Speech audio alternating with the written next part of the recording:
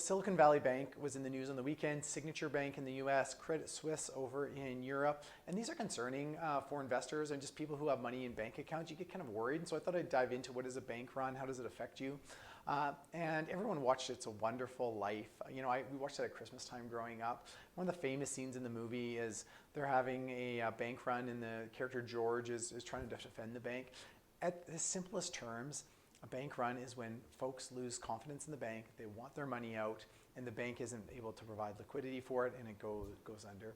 And that can be quite scary for folks, and you kind of think like, I better get my money out because if I don't now, someone else will, and it becomes this self-fulfilling prophecy. It's kind of like yelling fire in a movie theater, like you're creating a panic, and this is Silicon Valley Bank. If you look at Twitter, it kind of went down like that. People started worrying, and then it took off from there.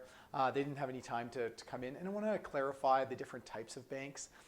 So there's a retail bank, so that's like a credit union or Bank in Canada, and then there's a commercial bank. And so Silicon Valley Bank, if I or you went in there, they wouldn't give us a bank account. You had to be a company and you had to big deposits to deal there.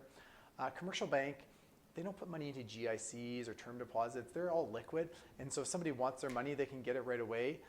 With more of a traditional bank, you've got money in GICs and you lend that out against mortgages, and there's kind of a balance there, and so you're less likely to see a run on a kind of a well-established bank unless there's like financial trouble there. In 1945, a wonderful lifetime, to get your money you had to line up at the bank and take it out. Today it's push of a button and you can get your money out, so it's a lot easier to have a run on a bank. And so we saw the US, the government stepped in and said, hey, we're going to backstop deposits because this could get out of hand, and so that was a really wise move, and we saw the markets react to that. Credit Suisse, they've got their own problems, and they had problems for years. So this has kind of been an ongoing thing with them. But once again, when we see a bank fail, not good for the markets, at least short term. Eventually, things kind of get worked out. If we look back, wow, it's been a while since we've seen bank failures. It used to be kind of a common thing, especially if you go back 50 or 60 years ago. Banks would kind of fail all the time. Banks have gotten bigger now, and so there's less failures. Last time we saw a big run of them was in like the 08, 09 financial crisis into 2011. But it's been a few years since we've seen one. So this is definitely kind of something that's waking up the markets, and they're kind of like just seeing is there going to be more of these? What's going to happen?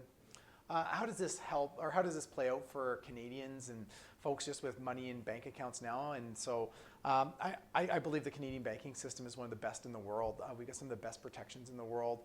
The government takes great pride in the Canadian banking system, and there's stiff regulations for it. So I believe there's extremely low chance that we would see a Canadian bank fail. And if there was one in trouble, I think the Canadian government would step in and force a merger of it.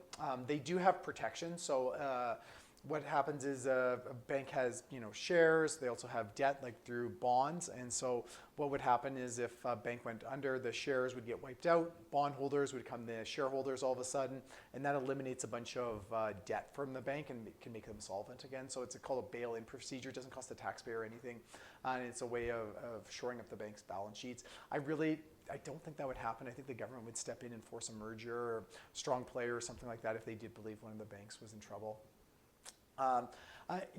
This right here, I think that you can imagine the worst in your mind, and so if you do have questions about your own bank account, your own investments, I'm here as a resource. So please feel free to reach out to me, and we can go over what it means to you and how this would affect you. Have a great day.